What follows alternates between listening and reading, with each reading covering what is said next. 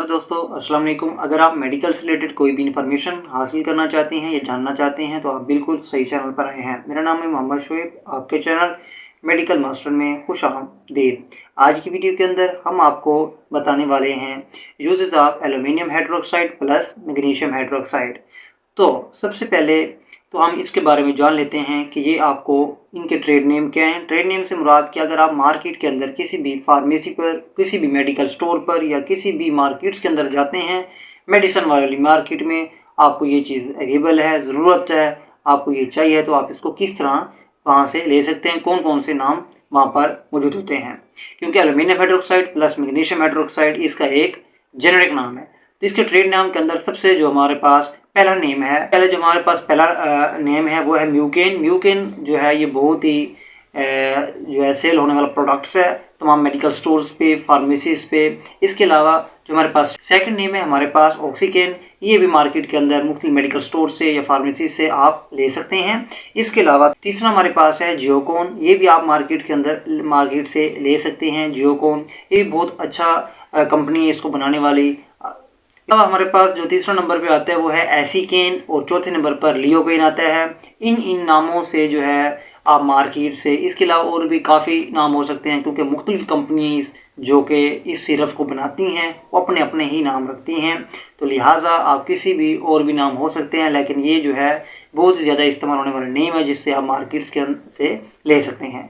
अब हमें चलते हैं इनके यूज़र की तरफ और हम आपको बताएंगे कि ये किस किस बीमारी के अंदर कब कब आप इसका इस्तेमाल कर सकते हैं। तो सबसे पहले अगर आपके मैदे के अंदर जलन हो, स्टमक के अंदर बहुत ज़्यादा जलन हो, एसोफेगस में जलन हो, स्टमक से अगर खुराक जो है ऊपर आपके यानी एसोफेगस तक आती हो, ये खुराक की नाली तक आती हो, वहाँ पर बहुत ज़्यादा जलन होती हो, दिल के जलने यानी अगर आपको हार्ट बर्निंग होती हो, उसके लिए भी ये इस्तेमाल किया जाता है। इसके अलावा अगर आपको खट्टी डिकारें आती हों, आपको बेचैनी होती हो, खट्टी डिकारें आती हों, बेचैनी होती हो, और मैदे के अंदर अगर कोई आप बहुत ज़्यादा एंटीबायोटिक्स इस्तेमाल करते रहे हैं या कोई ऐसी मेडिसिन इस्तेमाल की है, आपने कोई ऐसा जहर इस्तेमाल कर लिया जिसकी वजह से मैदे के अंदर बहुत ही ज़्यादा आपका कोई बर्निंग हो गई है, कोई जलन हो गई है, कोई खून अंदर मैदे के अंदर कोई ज़ख़म हो गया है, तो उसके लिए भी ये म्यूकेन सिरप इस्तेमाल किया जाता है क्योंकि ये आपके मैदे के ऊपर एक लायर, एक तह बना लेता है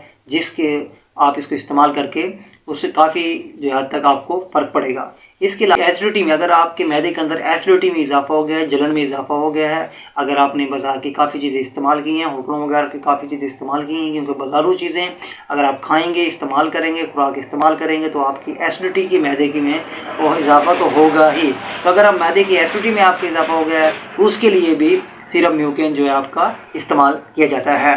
इसके अलावा हम इसके साइड इफ़ेक्ट, अब हम जो है इसके साइड इफ़ेक्ट के बारे में आपको बताने वाले हैं कि अगर आप इसको बहुत ज़्यादा इस्तेमाल करते हैं या बहुत कम इस्तेमाल करते हैं तो आपको क्या क्या साइड इफ़ेक्ट्स हो सकते हैं। तो सबसे जैसे आपको कब्ज़ हो सकती है या आपको दस्त भी लग सकते हैं।